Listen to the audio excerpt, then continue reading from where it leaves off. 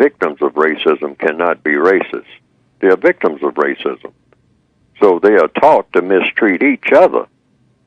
That goes with the white supremacist scheme. They set it up so that non-white people, they're slaves. It's just like slaves on a plantation. They are taught to fight each other.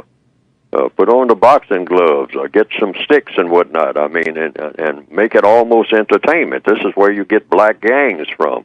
That's just a reaction to racism. But they are not racist themselves.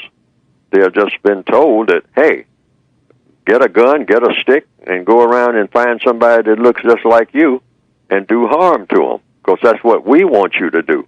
Because that's what we do to you. So we want you to imitate us. That's the white supremacist doctrine.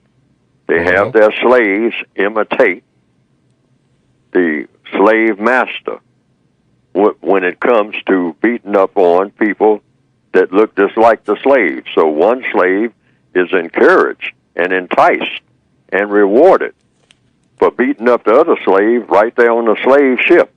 Both of them are still slaves, but the slave master, in order to entertain himself, or the slave mistress, I mean, the white woman who believes in white supremacy, she comes down the ladder and say, I'm going to, release a couple of you slaves and from your chains and give you some extra food, and I'm going to entertain myself by watching you all whip each other or beat each other with your chains, the chains that I had on you, on both of you. Then I'm going to put you back in the chains, with your scars that you have added to yourself under my command, and I'll give you some extra cornmeal or something like that and go back up the ladder and call it a day. Nothing new about that. That's why you get your Chiraqs, as Spike Lee says, and whatnot. That's what that's all about. That's just black people carrying out the wishes of the slave masters. That's all it is. They can't call it nothing else. If they look in the mirror and be honest with themselves, they can't call it nothing else. That's where they got it from.